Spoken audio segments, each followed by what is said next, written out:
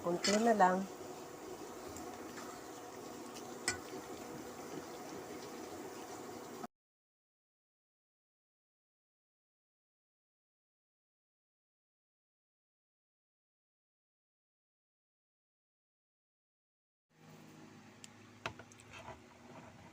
Ito yung ating onion. Hiwa-hiwain natin ng maliliit, maninipis. Tapos ating ipa-fried. Para pagka tayo naggulay o kaya nagsawsaw ng mga isda, lalagyan natin ng fried onion.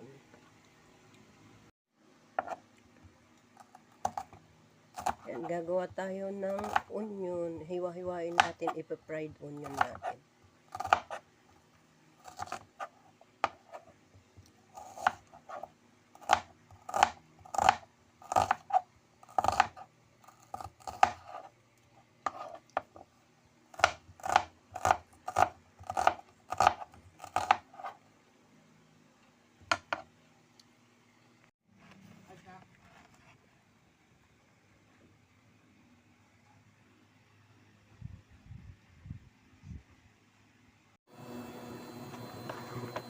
Kainit na tayo ng ating mantika.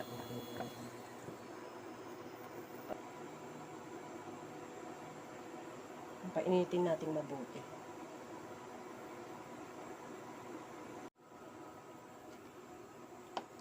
Ayan, mainit na.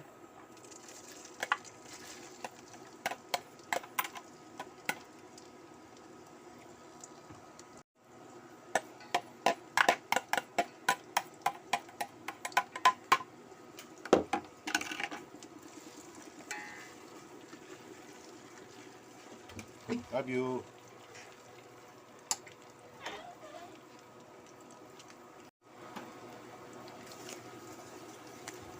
Lagyan natin ng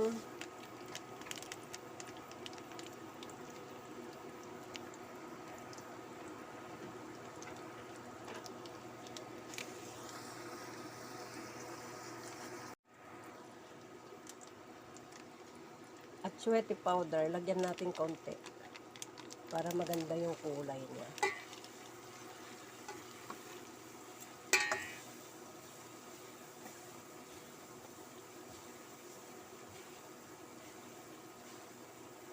Yan, halo-haloin lang natin hanggang sa mag golden brown ang ating onion.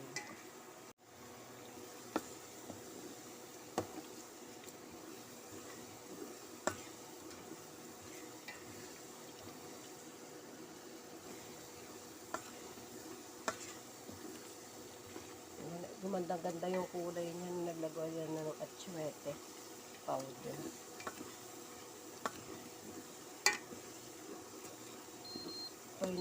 Pahinaan natin ng apoy, baka masunog.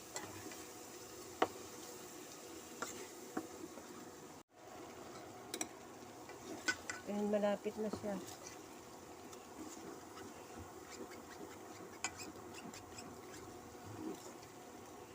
Kailangan dire-diretso yung halo kasi hindi magpantay-pantay yung luto. Pag golden brown na, pwede na siya.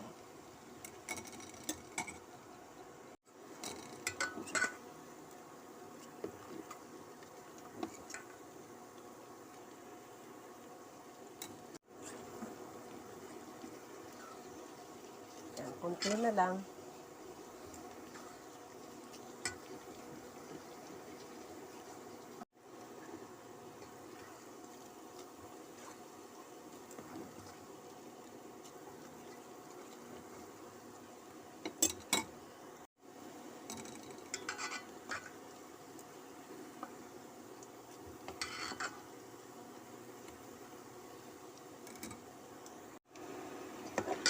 Ayan, pwede na.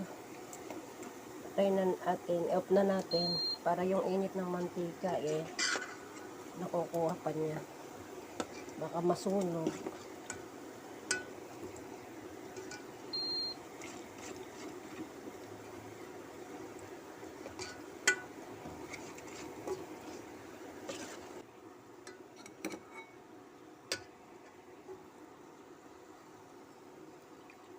sasalain natin. Palamigin muna natin, saka natin ilagay sa bote or garapon.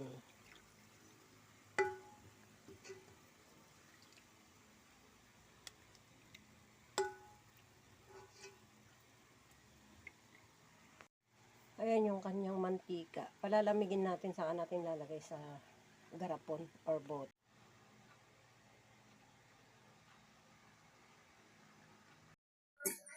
Ito na po, isasalin na natin yung ating malamig na oil. Ayan.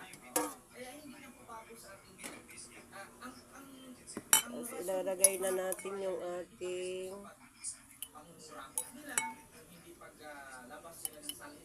fried onion. At according nga din po kay Marvick Leonin, mga kababayan, ng Associate Justice ng Supreme Court, sabi nga niya na ang Supreme Court po ay hindi po ito perfecto. Tayo po mga mamayang Pilipino ay may karapatan din po tayo at lalo na ang mga ahensya o iba't ibang sektor, lalo na may kinalaman sa batas, ay pwede pong maggawa ng pwede tayo mag-question